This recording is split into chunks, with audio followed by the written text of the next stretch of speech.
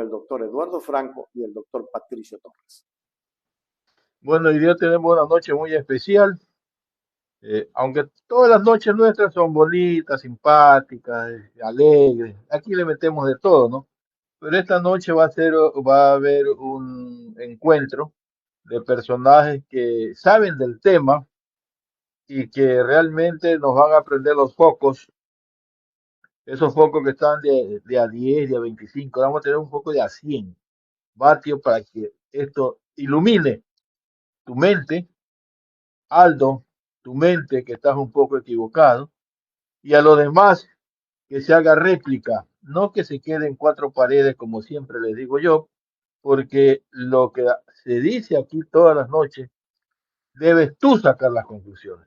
Y esas conclusiones, compartirlas, que es bonito, compartirlas. Como tú ahorita vas a poner el dedito, me gusta, compartir y suscribir. Vamos a ver ahorita. Me gusta, compartir y suscribir. Entonces, esta noche estamos sumamente llenos de orgullo de tener aquí a dos juristas que nos van a dar, nos van a prender la velita de la verdad, la luz, que muchos no la quieren ver. Buenas noches, doctores.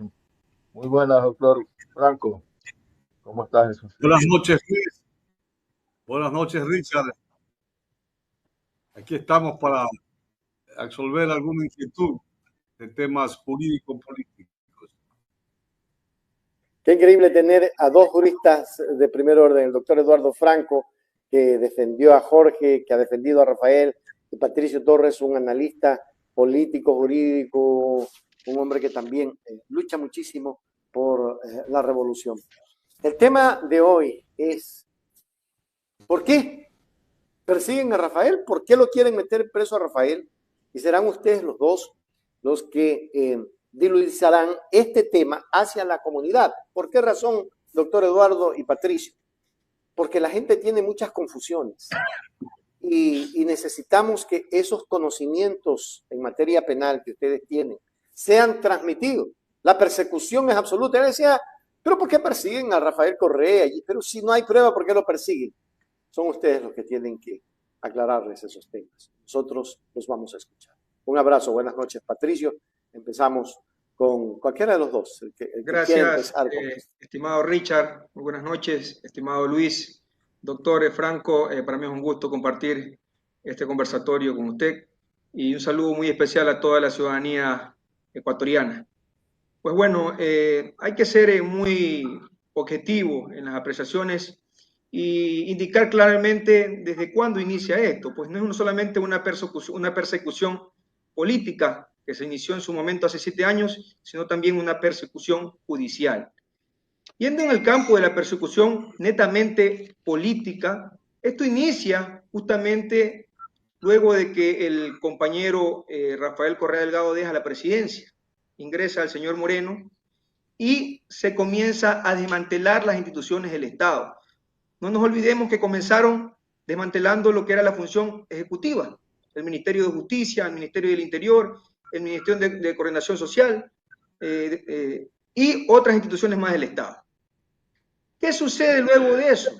Luego llega la consulta popular del año 2018 y luego ingresa lo que tiene que ver el participación ciudadana transitorio cuando estaba en su momento el señor Trujillo. Ingresa en su momento la señora Diana Salazar y ahí inicia lo que es la persecución judicial. Se inician procesos para proscribir, para prohibir de que el compañero Rafael Correa Delgado sea el candidato para la elección del año 2021. Y en este caso fue que participó el compañero Andrés Arauz y el señor Rabascal. Ahí inicia esta persecución política judicial porque le imposibilitan cuando lo sentencian en lo que es conocido por todos con el caso Sobornos. Yo le digo caso bochorno porque inclusive este tema, este proceso, fue un proceso de análisis a nivel internacional que inclusive juristas de alta talla como el doctor Eugenio Zaffaroni hicieron un análisis exhaustivo referente a este caso en concreto que se sentenció de manera ilegal, inconstitucional, vulnerando todo principio que establece la Constitución, inclusive el derecho de presunción de inocencia, porque se sentenció con pruebas que carecían de eficacia probatoria. Se inicia esa situación y que el doctor Franco sabe más el detalle porque ha estado alrededor también de los procesos de tanto del compañero Jorge Glass y no me deja de mentir. ¿Qué ha pasado con el transcurso del tiempo? El compañero Rafael Correa Delgado se le han inventado más de 50 procesos que se le han abierto en su momento en la Fiscalía. Y el único proceso que, adulterando pruebas, es el caso Soborno. Pero, yendo un poquito más allá, ¿por qué es que se sigue todas estas acciones o la persecución implantada en nuestro país por el llamado lawfare? Porque eso se ha implantado en nuestro país. Perseguir a una persona que transformó nuestra patria, que nos dio los mejores 10 años. Y una vez de que se desmanteló cada una de las instituciones, cogieron fuerza estos gobiernos neoliberales que nos tienen lamentablemente en una debacle.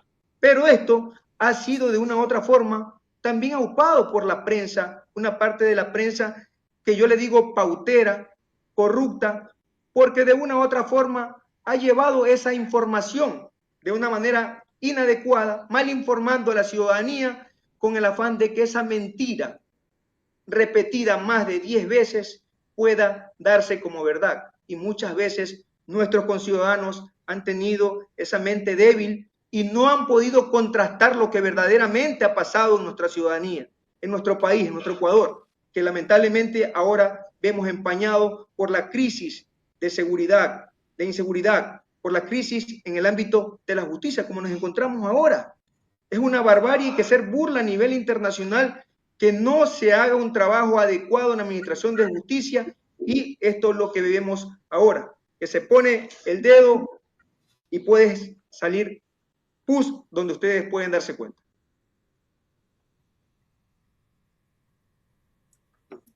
Doctor Eduardo Franco, para darle paso al siguiente y luego la ronda de Lucho, dos preguntas. ¿Por qué acusan a Correa? ¿Cuál es el objetivo de acusar a Correa? Todos conocemos que proscribirlo es que no participe.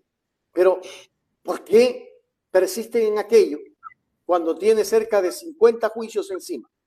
Lo escuchamos, doctor. Luego de esto, Lucho iniciará la ronda. Vea, Richard y Luis, yo considero que a través de toda la historia republicana del Ecuador, desde el año 1830, que el Ecuador se separó de la Gran Colombia, el gobierno de Rafael Correa, que fue desde el año 2007 hasta el 2017, fue el gobierno progresista más positivo, de gran carga de políticas públicas de orden social que se dio en el país, y que enfrentó a las élites empresariales, mediáticas y a la partidocracia derechista ecuatoriana, porque los obligó a pagar impuestos, hizo una transformación social, hubo reducción de la pobreza,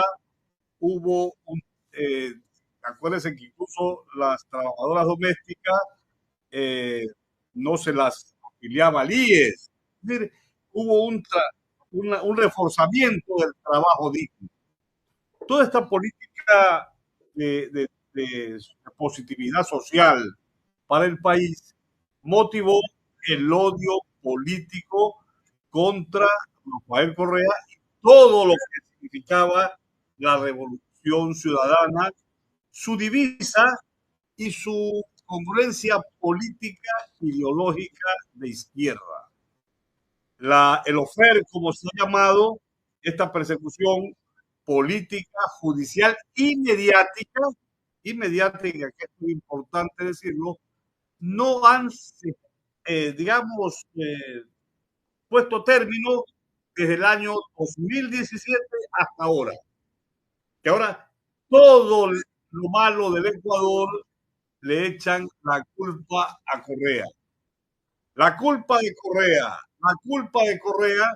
se convirtió justamente en el estribillo contra el proceso transformador y positivo del Ecuador, que se inició a partir de agosto del 2017 con el procesamiento penal contra el ex vicepresidente Jorge Glass Espinel, que fue sentenciado con una ley derogada y sin pruebas, porque obviamente si querían apoderarse de la vicepresidencia, debió haber sido sentenciado con el Código Orgánico Integral Penal de COIP, pero lo hicieron con el código anterior porque establecía una condena de 6 años en el delito de asociación ilícita, y el actual COIC, la máxima pena para una asociación ilícita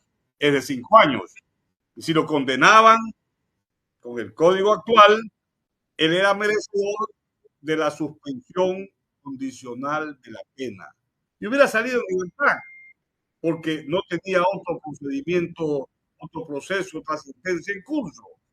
Pero claro, nosotros hubiéramos impugnado de todas maneras, porque no se puede condenar en Ecuador y en ningún país del mundo occidental a una persona que es inocente. Una persona que es inocente, los jueces tienen que ratificar su estado de inocencia. Pero bueno, a Jorge Glass también se empezó esta persecución infame, anticonstitucional, arbitraria, y después continuó con algunos dirigentes del gobierno de Rafael Correa contra Ricardo Patiño y algunos compañeros de su partido y de su gobierno que están actualmente exiliados en México. Y contra Rafael Correa se inició el famoso caso Balda, que se llamó, en que la jueza Camacho quería que cada 15 días, él está radicado en Bélgica desde el año 2017, quería que vaya a Quito cada 15 días. Como no se cumplió esa medida, extendió la boleta de prisión preventiva. Y después viene el famoso caso bien llamado Osornos, en la cual fue sentenciado por influjo psíquico. En ese caso yo recuerdo que la fiscal acusó a Rafael Correa por justamente encabezar una red delictiva porque tenía un poder de mando, o sea, autoridad mediata por ejercer el poder de mando de una organización delictiva. No acosó como partícipe por influjo psíquico, autoridad mediata por partícipe de influjo psíquico. Los jueces no acogieron el dictamen de la fiscal y en lugar de ratificar el estado de inocencia de Rafael Correa y de Jorge Glass, cambiaron el grado de supuesta acción delictiva y lo sentenciaron por ejercer justamente autoridad mediata como partícipe por influjo psíquico. Correa no se defendió de ningún influjo psíquico. Eso jamás, en la etapa ni de previa ni de instrucción fiscal, ni cuando la fiscal en la audiencia preparatoria de juicio no lo acusó de ese grado delictivo, de la cual, por supuesto, tampoco Correa se había defendido. Además de otras violaciones a las normas del debido proceso, porque hay un cúmulo de acciones de la Fiscalía, de la actual Fiscal General del Estado, que realmente produce escalofríos. Pero los jueces, yo tengo aquí una parte del SACYE y quiero leer para refrescar la memoria 3 líneas de la sentencia esta que está en el SACYE. Miren lo que razonan en abril del 2020, cuando en una audiencia. Ustedes saben que hubo el encierro por el COVID todo el mes de marzo del 2020. Dictado esta decisión por el Consejo Nacional de la Judicatura, incluso por la Corte Nacional de Justicia. Todos los plazos y términos de los procesos civiles, penales, se suspendieron por motivo de la sentencia. Ah, pero el caso de Rafael Correa no se pudo suspender. ¿Por qué razón? Porque ellos querían, el OFER está allá, la descarada posición, digamos, mediática, jurídica y política de odio, querían tener una sentencia ejecutoriada y ya definitivamente, digamos, incluso hasta de casación, para septiembre de 2020, para impedir que Rafael Correa pueda ser inscrito en el Consejo Nacional Electoral como candidato a la vicepresidencia de la República para las elecciones que se venían de febrero del 2021.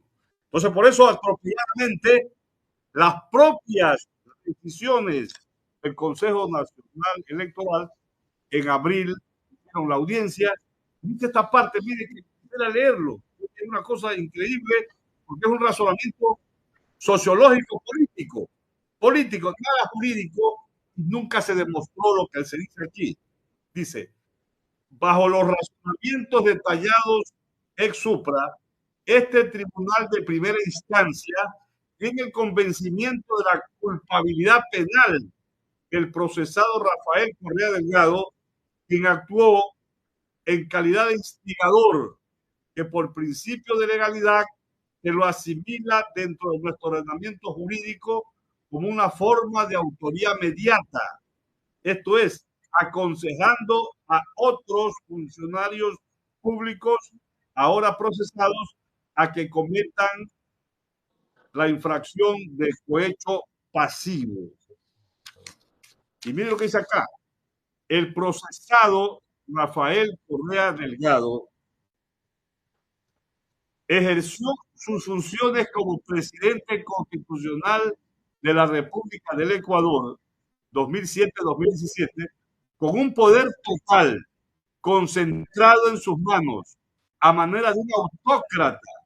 Esto es, controlando las 5 funciones del Estado ecuatoriano: ejecutiva, legislativa, judicial, electoral y transparencia, lo que se exacerbó hasta el punto de defraudar su rol de presidente de la República dentro de la sociedad, conculcando la institucionalidad misma del gobierno ecuatoriano como tal, y de esta manera adecuando su conducta al delito de cohecho pasivo propio agravado, toda vez que en la presidencia de la República armó un entramado, etcétera, etcétera. Es decir, a Rafael Correa lo condenan porque ejerció justamente un poder total de control como un autócrata. Eso jamás se probó procesalmente. Es decir, buscaron cualquier pretexto para que haya una sentencia en abril del 2020. Después vino la apelación, se ratificó la apelación. El recurso de casación. Oiga, un recurso de casación dura bastante tiempo, algunos meses mismo, pero en este caso, en 20 días tuvimos una sentencia ya totalmente ejecutada, antes de septiembre de 2020. ¿Para qué? La finalidad de todo este proceso, a mi juicio nulo, es justamente proscribir electoralmente lo que se llama muerte civil a Rafael Correa Delgado. ¿Y por qué lo hacían? ¿Por qué? Porque obviamente, como les explicó también el doctor Torres, yo también lo mencioné, Correa hizo una obra de gran trascendencia positiva para el pueblo ecuatoriano. Y nuestro pueblo es un pueblo agradecido, Richard y Luis Flores. Hasta ahora, que estamos 1 de abril de 2024, Rafael Correa no baja el 50% en la aceptación nacional. No baja.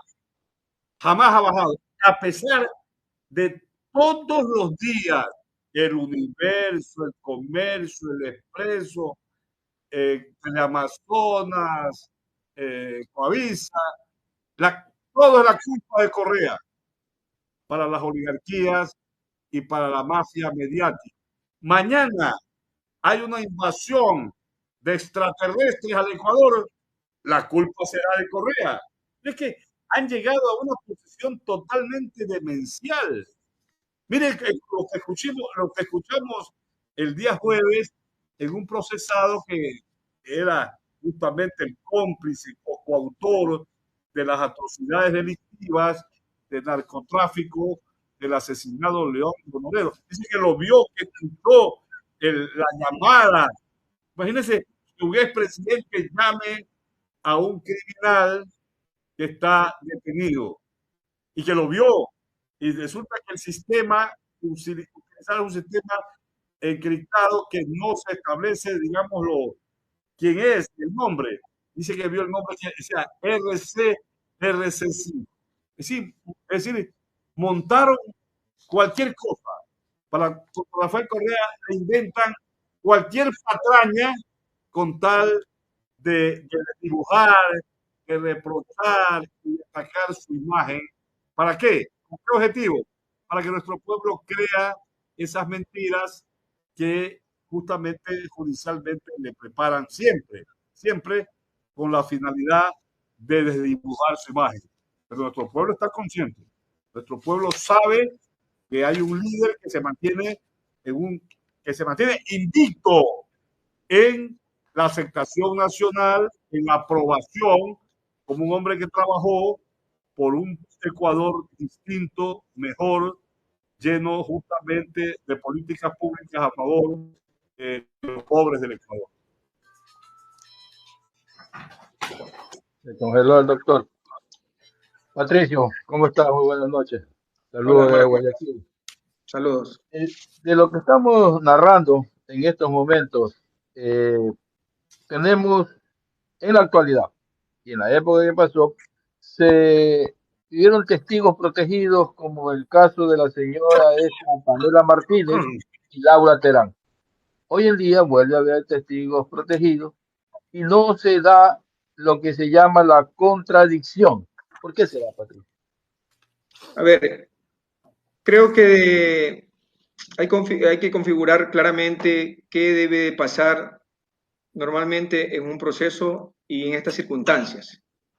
El que tiene que poner las reglas del juego es el juez de la Corte Nacional de Justicia, que al parecer le ha quedado muy grande esa designación porque no ha hecho respetar lo que establece el artículo 502 en numeral segundo, que no solamente se debe respetar el derecho de mediación, sino también el derecho de contradicción. Si una persona se somete a un testimonio anticipado, en este caso, es un supuesto cooperador eficaz, que va a aportar de una u otra forma como testigo de la fiscalía. Ni siquiera se pudo evidenciar de que estaba dirigido ese testimonio anticipado, porque ustedes se pudieron dar cuenta, y a la luz pública de la ciudadanía, que la persona que estaba declarando era como un relato ya aprendido, no antes visto. Sí, pero no antes visto en otros procesos penales de otras personas, pero sí podemos verificar que es algo repetido que se dio en su momento en contra del expresidente Rafael Correa Delgado. En este caso hay la violación del debido proceso, y esa violación del debido proceso que de una u otra manera las partes procesales tuvieron que haber actuado en su momento, haciéndole ver aquello, porque de aquí en adelante, y muchos juristas saben, que a pesar de que ya se dio efecto este testimonio anticipado, vamos a ver mañana o pasado la audiencia preparatoria de juicio. Ese testimonio puede ser excluido como prueba presentada por la Fiscalía General del Estado. porque se ha violentado el derecho a la legítima defensa, se ha violentado la seguridad jurídica, e inclusive, siendo juez el garante, porque debe garantizar los derechos de los procesados, de una u otra manera, si ya se le había dado en su momento la explicación, porque yo creería, no vi desde el inicio, yo creería que el juez tuvo que haberle advertido a los testigos protegidos de cuáles eran las reglas del juego. Si se sometía a dar su testimonio, sabía claramente de que una u otra manera los abogados de la defensa tenían el derecho de hacer el contraexamen o el contrainterrogatorio. Esto es garantizando el derecho establecido en el artículo 76, numeral 7, literal H. Pero cosa que no se ha dado. Ahora, en el supuesto caso de que vamos a la audiencia preparatoria de juicio, que están establecidas las reglas del juego, y el juez lo puede excluir declarando la nulidad de esa prueba porque ha violentado el debido proceso, o también puede pasar que pasamos a la otra etapa, llaman a juicio y vamos a la audiencia de juicio pues ante el tribunal, ante la sala. La sala tiene que, de una u otra manera, valorar esa prueba, no solamente como testimonio anticipado, tiene que confrontar, contrastar con otras pruebas que de una u otra manera tiene que aportar la Fiscalía General del Estado. No solamente con ese testimonio se puede sostener una responsabilidad. ¿Cómo sabemos nosotros, o sabe la ciudadanía, de que ese testigo protegido ha mentido y con el afán de acogerse a un beneficio que tranquilamente puede tener un beneficio, si la ley establece de delincuencia organizada de 7 a 10 años, puede tener un beneficio del 10% de la pena y puede ser hasta menos de un año? O sea, hay que indicar las cosas como son. Ha sido un mal direccionamiento por parte de la Fiscalía General del Estado y también no ha establecido las reglas del juego por parte del jugador, que no ha garantizado el derecho a la defensa de los procesados dentro del presente caso. Doctor Franco, gracias, Patricio. Doctor Franco, la fiscal en una entrevista, ella mencionó que la sentencia de Correa no tiene prueba contundente. Lo dijo. Entonces, doctor, ¿cómo justificamos una sentencia si ella mismo dice que no hay las pruebas contundentes? Que ella lo dice, que el asunto judicial, en base a lo legal, inamovible. En lo político se puede mover. ¿Será verdad esto, doctor? A ver, la fiscal general del Estado, en mi concepto, carece de una preparación académica suficiente en derecho penal y en derecho procesal penal. Comete una serie de barbaridades procesales que realmente a mí me espanta que siga en ese puesto, porque como todo el país lo sabe, ella fue direccionada a ese puesto desde la UAFE por el gobierno de Lenín Moreno. Ella fue con una consigna a ese cargo. La consigna es justamente atacar, perseguir a Rafael Correa, a Jorge Glass y a todo lo que signifique los funcionarios del gobierno de la Revolución Ciudadana. Es decir, es una señora que posteriormente se llegó la denunciaron porque había hecho un plagio de sus tesis, etcétera, y allí en la Universidad Central la ayudaron, entre comillas.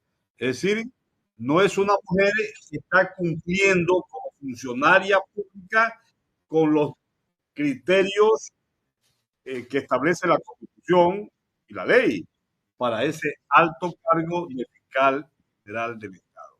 Es decir, ella ejerce como un cuchillo de represión política contra el movimiento de la Revolución Ciudadana y sus dirigentes. Eso para mí está claro, sumamente claro. Y obviamente ahora en el tema este del caso Metástasis, etcétera, ya lo que quiere es notoriedad política. Hace algunos meses yo establecía aquí en este programa y en otros programas que me han entrevistado que ella lo que está haciendo es labrando una campaña política futura. Porque cómo de otra manera interpretamos esto si los medios dominantes en el Ecuador, los medios de comunicación hegemónicos, permanentemente realzan y la destacan, es noticia de primera plana, es la lideresa de toda esa gente. O sea, yo a mi juicio soy profesor de Derecho Penal, de Derecho Procesal Penal en la Facultad de Jurisprudencia de la Universidad Católica de Santiago de Guayaquil, y yo noto una serie de falencias y direccionamientos para conseguir un objetivo de persecución, ¿no? Acordémonos que el tema este de la cooperación eficaz, la persona que interviene como testigo, digamos, testimonio anticipado, todo lo que se diga tiene que ser contrastado, debidamente verificado, comprobado. El cooperador eficaz, para lograr una reducción de la pena, tiene que decir la verdad. En otras palabras, tiene que decir la verdad. No puede ser que declare, haga comentarios contra terceras personas procesadas o no, y cuando viene el abogado de esa persona procesada a interrogarlo, ejerciendo un derecho de contradicción.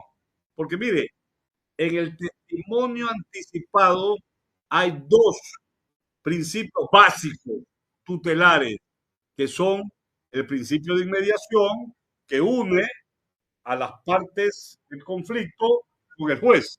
El juez tiene que estar presente en todos estos actos procesales. Y el segundo principio es el principio de contradicción, el principio fundamental para que pueda articularse el debido proceso del testimonio anticipado. Y no puede acogerse el testigo protegido, el cooperador eficaz del testimonio anticipado, acogerse al derecho al silencio. Pues yo pregunto, alguien, un jurista lo escuché que dijo, sí se puede. A ver, si una persona desea declarar porque se siente enfermo, etcétera, se reúnen las condiciones del artículo, creo, 502, si mal no recuerdo, del COIC, y pide al juez que señale día y hora, porque esa persona, antes de la audiencia de juicio y antes de la audiencia evaluatoria y preparatoria de juicio, quiere testimoniar anticipadamente, va a la audiencia y se acoge al derecho al silencio. Entonces, el juez le va a decir, oye, es una burla, ¿qué le pasa? Cuando alguien va a testimoniar, ya sea como testigo o el procesado, va a hablar sobre dos aspectos fundamentales. Si conoce temas relacionados al delito y quiénes son los autores cómplices de ese delito determinado. Ahí no es que va a contar una historia de una película, ahí va a hablar sobre el delito y sobre los presuntos autores de ese delito. Va a aportar, y se hace, el quien rinde un testimonio anticipado, emite criterios contra terceros. Esos terceros tienen derecho de hacer un contraexamen y contradecirle, y el testigo anticipado no puede decir me acojo al derecho al silencio. No, es imposible, porque si lo hace, esa prueba es inválida, esa prueba es ilegal, porque se va contra normas de la Constitución y del propio Código Orgánico Integral Penal. Y en la audiencia preparatoria de juicio, bien pudiera, así lo dice el artículo 604, numeral 2, numeral 4, literal C. Estoy leyendo aquí lo que dice el Código Orgánico Integral Penal, puede excluir esa prueba ilegal. Es decir, en el proceso penal, el meollo del proceso penal es descubrir la verdad. Es descubrir la verdad de los hechos delictivos y saber realmente quiénes perpetraron el delito a título de autor, mediato, directo o cómplice. No hay más. Y no puede ser que la fiscal general del Estado monte una tramoya, porque claro, como son cooperadores eficaces, y ella hoy justamente o anoche creo que lanzaron un comunicado, claro, la ley dice hoy que todas las actuaciones que tienen que ver con la cooperación eficaz se mantienen de manera secreta, se mantienen de manera secreta. Hay un artículo allí que lo establece. Entonces yo pregunto, ¿pero qué es lo que se mantiene secreto? ¿Qué es lo que se mantiene secreto? La verdad no puede mantenerse secreto. No puede haber un secretismo, por ejemplo, entre el fiscal y el cooperador fiscal, porque tienen que haber hecho firmar un documento. Puede ser secreto, pero no puede ser, tú vas a declarar esto, la fiscalía le da un guión, argumentos para el guión, para perjudicar a terceros inocentes. ¿Por qué no? Porque la ley establece que todo lo que establece el cooperador fiscal a título argumentativo tiene que ser debidamente verificado y comprobado. Porque si no es así, si no se comprueba las afirmaciones del cooperador eficaz, esa cooperación sería ineficaz y esa persona procesada no merece ninguna reducción de la pena, porque la esencia es que el cooperador eficaz o lo que se evita en un testimonio o en un testimonio anticipado es que siempre diga la verdad y cualquier afirmación tiene que estar contrastada y verificada porque así lo establece la lógica, el sentido común, los documentos internacionales, la Constitución y nuestro Código Orgánico Integral Penal. Así de simple. Richard. Se fue Patricio. No se escucha, Richard. Así, Lucho. Lo que pasa es que Patricio está con un ruido. Estoy viéndole que se cambie de equipo porque este es un programa que no puede tener ese tipo de ruido. Yo iba con el doctor. Nos estaba muy bien con el otro computador que tenía. Creo que debe de llegar al mismo equipo. Doctor, cuando el señor Lasso declara y dice que él vio con sus propios ojos que había la RC5, decía, oiga, doctor, y en el teléfono un expresidente de la calidad de Rafael, ¿sería tan tonto llamarle a alguien que está involucrado con drogas, con todas esas cosas? Yo quisiera que esa parte como que la ampliara, porque a mí no me cabe en la cabeza que el presidente Correa hable con cualquiera y más con un preso que está en la cárcel y que es narco, pues. Vea, yo emití un tweet ese mismo día y dije que el testigo protegido, Nicolás Lasso, que dijo que Norero hablaba con Rafael Correa sobre la libertad del ex vicepresidente Jorge Glass, se contradecía en lo que había dicho la procesada y cooperadora eficaz Mayra Salazar. Mayra Salazar dijo en su declaración que Norero no quiso ir a la cárcel 4 porque ahí estaba Jorge Glass. Es decir, hay una contradicción porque esto no tiene sentido. No cuadra nada de esto. Lo que evidencia indudablemente que el testigo Lasso estaba mintiendo. Eso fue un guión. Vea, yo estoy absolutamente seguro, un guión propuesto, ideado y practicado por la fiscal general del Estado. Ella es una odiadora compulsiva contra Rafael Correa Delgado y todos los dirigentes de su gobierno, porque, caramba, le causan un odio profundo, casi, yo diría, patológico. Entonces, pero todo esto incluso, a ver, esa aseveración que no es creíble, porque imagínense, como bien dice Richard Macías, un expresidente que maneja muy bien todo este tema de las redes, de la cuestión de la tecnológica, no va a poner, y además que el sistema no le permite poner RC5, RC, es decir, y que este individuo que no es que estaba en la misma celda, en ese momento, imagínese, ese Nicolás Lazo, lo que se llama, llegó y había visto en la pantalla. Y después no quiso declarar, no quiso entrar a hacer, responder el contraexamen. Entonces, todo eso son testimonios falsos, testimonios totalmente falsos, pero que aquí hay un direccionamiento.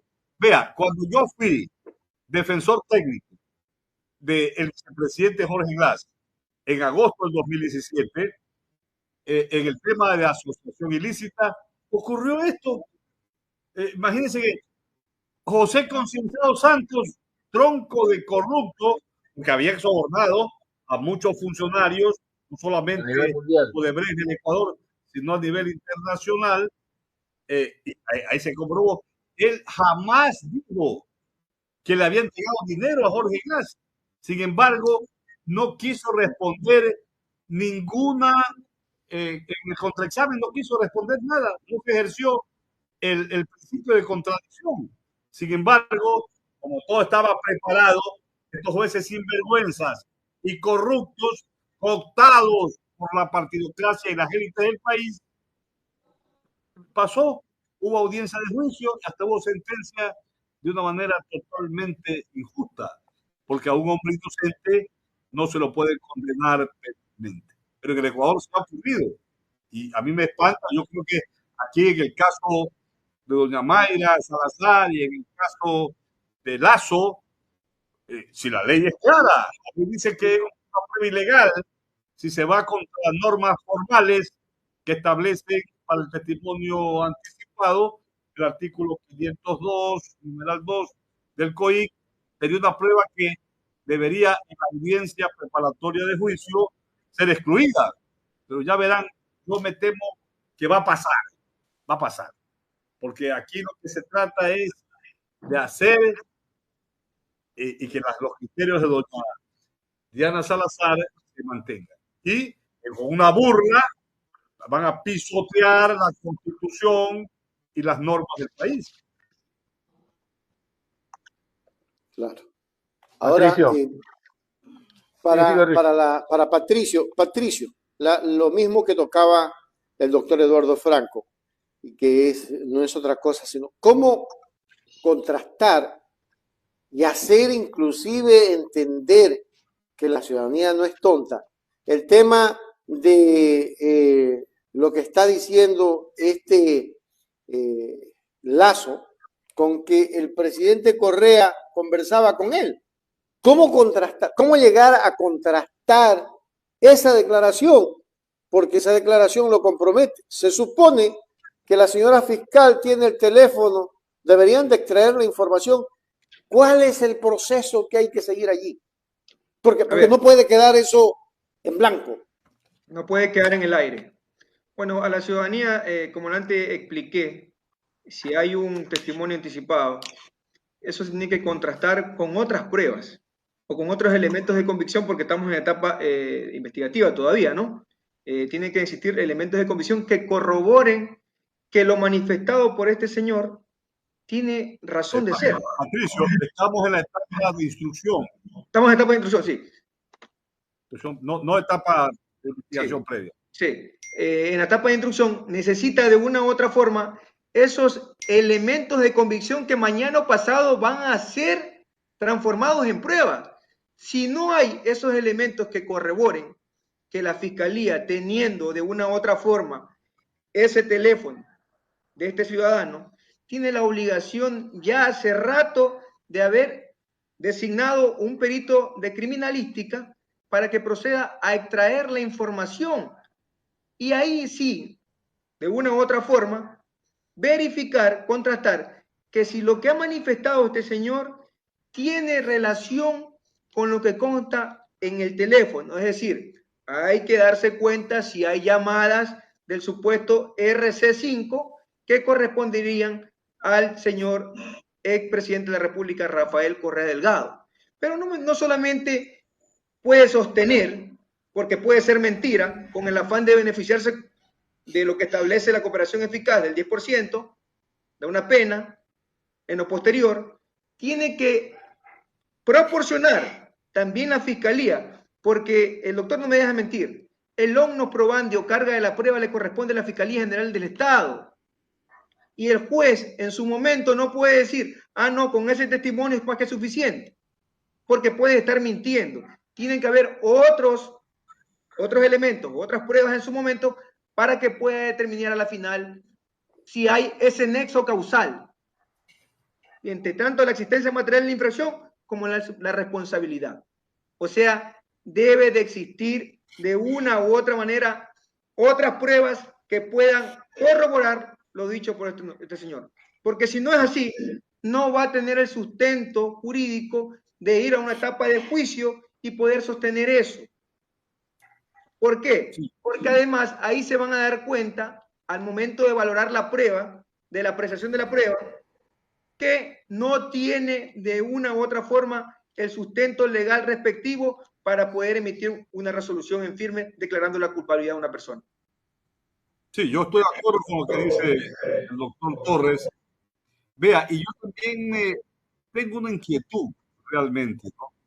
Yo me temo, conociendo la audacia y el poco conocimiento del derecho procesal penal, como faltan 3 semanas, si mal no recuerdo, para terminar la etapa de instrucción y entrar a la etapa evaluatoria y preparatoria de juicio, en el caso metástasis, me temo que de repente la fiscal general, con el amor, entre comillas, que le tiene a Rafael Correa, es posible que trate de vincularlo al proceso penal. Es decir, no me llamaría realmente la atención. Porque yo me pregunto, ¿para qué se utilizó a Naranjo para que diga lo que dijo? Es decir, está bien el escándalo que hicieron los medios, se puede pensar que era para otro botón al tigre, otra raya al tigre, como se dice. Pero cualquier cosa puede pasar. Eso sería una cosa espantosa realmente, ¿no? Que a base de mentiras se vincule a un presidente de la República, a un proceso penal. Doctor, Es decir, otro Hello Kitty. Yendo un poquito más allá, hay que dejar en claro de que si vamos a la audiencia preparatoria de juicio, el juez en su momento, en la primera parte, debe verificar si hay alegaciones de unas supuestas nulidades en la audiencia respectiva, porque esa es la primera parte, de determinar si hay algún tipo de vicio que cause la nulidad al proceso. Claro, sí, la ley lo dice. Sí. Doctor Franco, que es estar entre gente de derecho. usted tocó el tema de Odebrecht. Doctor Franco, usted tocó el tema de Odebrecht. Pero en Brasil, el caso Odebrecht ya lo mandaron a Ecuador diciendo que todo lo que se había actuado allá era nulo. ¿Eso es vinculante al caso acá? ¿Es prueba nueva, doctor? Pero por supuesto, ese tema le llegó a Jorge Glass, le llegó a la Fiscalía General del Estado, creo que fue en agosto del año pasado, 2023, y la Fiscalía ahí duerme en el sueño eterno. Claro. Vamos a las recomendaciones que ustedes le hacen como juristas, doctor Eduardo Franco y Patricio Torres, a la parte de la defensa de Rafael Correa, porque para eso es este tipo de programas, para que juristas le digan a la ciudadanía qué se debería de hacer y qué debería de hacer la defensa de Rafael en este caso, cuando de seguro que lo van a involucrar nuevamente y lo van a vincular, porque eso es lo que persigue precisamente la anticorreísta fiscal Diana Salazar. No se lo puede llamar de otra forma. Los dejo a los dos para que hagan sus conclusiones y recomendaciones para que este programa sea el éxito de esta noche. Vea, yo el día jueves le dije al expresidente Correa que había este peligro. Y yo creo sinceramente que en el Ecuador de hoy, a nivel de Corte Nacional de Justicia, se pudieran seguir cometiendo una serie de desacatos a la moral, al sentido común, a la Constitución y a la ley. Es decir, vea, todos estos libros que pueden ser maravillosos. Estoy en mi casa, aquí tengo libros de historia, pero toda la doctrina, la dogmática jurídico-penal, del derecho procesal penal, no sirven para nada en defensa de Rafael Correa y de Jorge Glass. En el caso de Jorge Glass, en el caso Balda, en el caso sobornos o bochornos, no sirvieron para nada. El derecho para ellos no vale, no tienen derecho, bastan que sean vinculados para que haya una sentencia. Es que el odio es el ofere.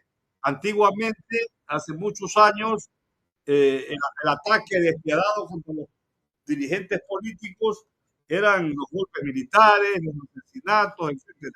Ahora quieren hacer un asesinato de orden civil para proscribirlos, no solamente de una elección, sino también del cariño y del corazón del pueblo ecuatoriano. Pero yo pienso que por eso es que el tema, a mi juicio, no es jurídico procesal, sino político. Hay la obligación moral, cívica, política del movimiento Revolución Ciudadana de triunfar en las elecciones 2025, porque el tema pasa por ese tamiz, porque la justicia está a nivel de Corte Nacional de Justicia cooptada por esta gente, llevada por todo este andamiaje mediático que juega en contra del derecho, la justicia.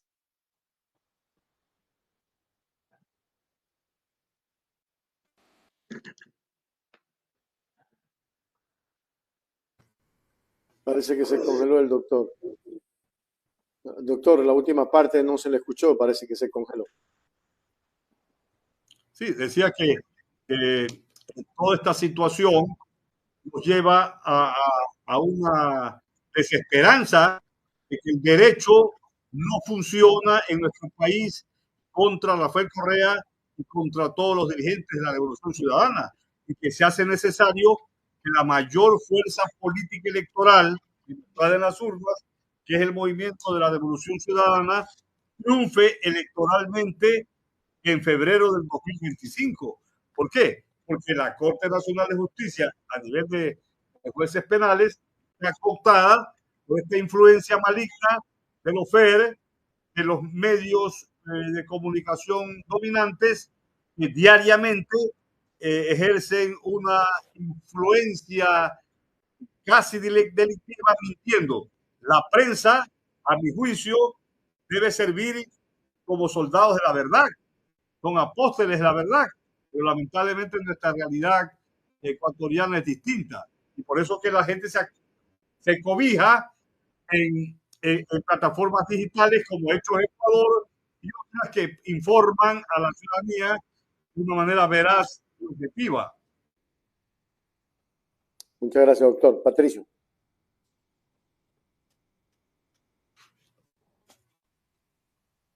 Prende tu micrófono, Pato. Creo que siempre hay que hablar con la objetividad del caso. Vamos a ver que si la Fiscalía, no creo que vaya a pasar eso, ¿no? Sería un milagro, ¿no? De que actúe con objetividad.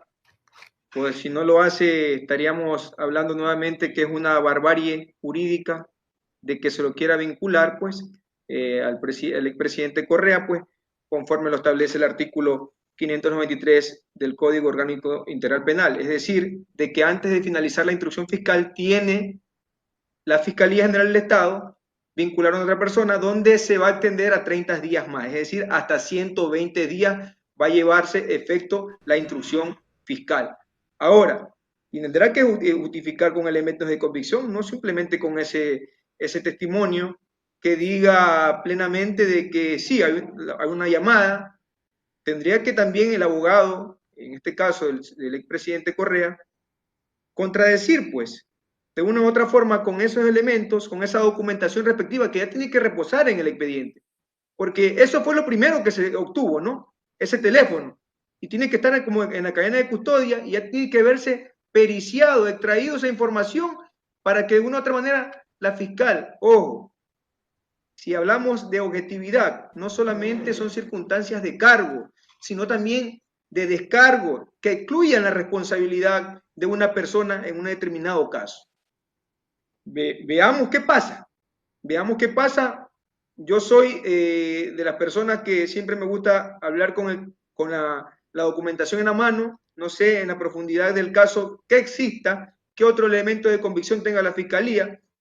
Pero aparte de eso, en su momento, si llega a suceder esta situación, el abogado tiene que estar plenamente convencido de que debe no solamente hacer una defensa técnica jurídica, porque esto es una persecución política que se presta la prensa, una parte de la prensa se presta a llevar esa malinformación, desinformación a la ciudadanía ecuatoriana, y eso es malo. Es malo porque lamentablemente vemos que no existe la seguridad jurídica que de una u otra forma, el artículo 424 en su momento tiene que también existir la valoración de su momento por parte del juez, de que de una u otra forma se garantice ese debido proceso y las normas establecidas en la Constitución y en la ley. Ojo, el juez está en obligación de aplicar de manera directa e inmediata las normas constitucionales, porque no solamente basta porque venga la fiscal o el fiscal en su momento determinado a determinar una conducta, tiene que esa conducta subsumirse, esos hechos subsumirse en una norma quebrantamiento que establece el Código Orgánico Integral Penal en su artículo 22. Es la conducta penalmente relevante, inclusive de que se ha incurrido en un riesgo prohibido, porque eso es lo que debe de determinar en su momento la Fiscalía General del Estado, porque no debe justificar la inocencia. Mañana pasado el compañero Rafael Correa Delgado, el que tiene que determinar una responsabilidad por el principio omnis probandi o cargo de la prueba es la Fiscalía General del Estado. Ok, muchísimas gracias, Lucho. Sí, yo quisiera preguntar solamente, ya he escuchado todo esto, doctor Franco, ¿por qué no se pide el derecho de revisión? Bueno, tú sabes que yo actualmente no soy el abogado. Sí, pero ¿por qué los abogados no lo hacen? No, desconozco. Mire, las condiciones, de manera muy particular de pensar, las condiciones políticas en el Ecuador hoy no permiten, a mi juicio, presentar el recurso de revisión. Por eso digo, hay una tarea gigantesca con el movimiento político más grande que tiene el Ecuador en este momento, que es Revolución Ciudadana, ganar las elecciones del 2025 para posibilitar un proceso de ablandamiento de los jueces de la Corte Nacional de Justicia, para que hagan justicia, no se dejen llevar por esa persecución mediática y política. Correcto. Patricio, para aportar algo. Vamos con el otro invitado ya, Lucho. El recurso de revisión se lo puede presentar en cualquier momento y eso lo determina el Código Orgánico Integral Penal en su artículo 658. No existen las garantías y no nos olvidemos que en el 2018 comenzó la destrucción y la persecución. El 70% de los jueces fueron cambiados y son parte de estos gobiernos neoliberales que nos tienden actualmente en el precipicio. Eso es la situación. Y para acatar algo, que los procesos han sido selectivos judicialmente. Yo me recuerdo, y aquí para finalizar, que el 5 de abril del año 2021, los asambleístas de la Revolución Ciudadana, con este humilde servidor, presentamos una denuncia en contra del señor expresidente de la República, Guillermo Lasso, por defraudación tributaria. Y únicamente en un mes, 20 días que se llevó a efecto esa investigación, en la apertura del proceso investigativo, el fiscal de Guayas solicita el archivo y el juez, el 23 de mayo, dispone lo que es el archivo, y ese proceso se archivó en un mes, 23 de días. ¿Cómo no darnos cuenta que la justicia selectiva y tan rápido se sacó del proceso al señor Guillermo Lasso Mendoza? De verdad. Te agradezco mucho, Luis. Gracias. Gracias, pasen bien. Gracias, doctor. Buenas noches. Gracias, doctores. Un abrazo. Gracias por haber estado. Que Dios los bendiga. Qué bonito.